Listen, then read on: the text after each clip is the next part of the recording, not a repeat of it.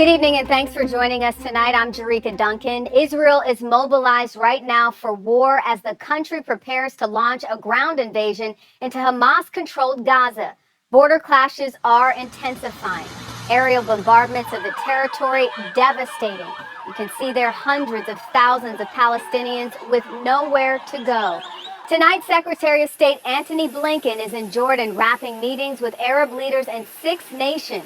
He returns to Israel in just a few hours. CBS's Charlie D'Agata is in Tel Aviv tonight and leads us off. Charlie, good evening. Good evening, Jerika. Israeli Prime Minister Benjamin Netanyahu convened an emergency cabinet for the first time today, vowing to demolish Hamas, while the Israeli military said they're ready and waiting for the order to launch an invasion.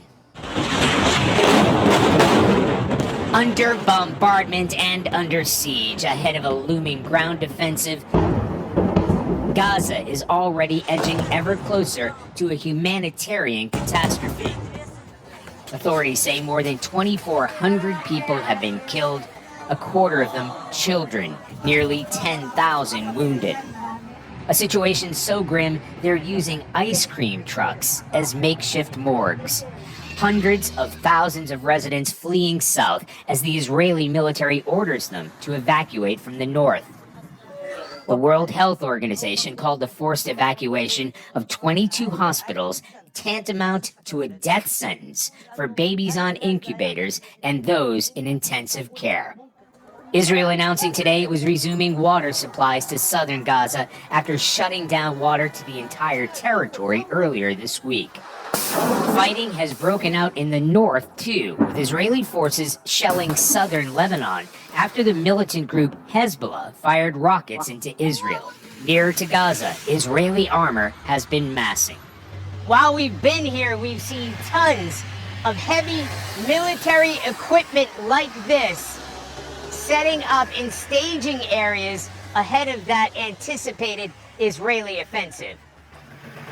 Along what has now become a militarized zone lies the Kfar Aza kibbutz, the site of a massacre against Israeli civilians.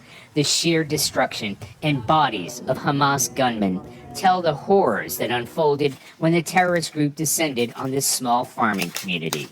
This, we're told, is the wreckage from a paraglider that one of the militants used to cross the border and launch their assault here.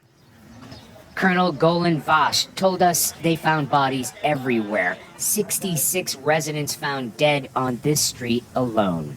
If people lock themselves inside safe rooms, militants set their houses on fire. In your entire career as a professional soldier, had you seen anything like this before? No.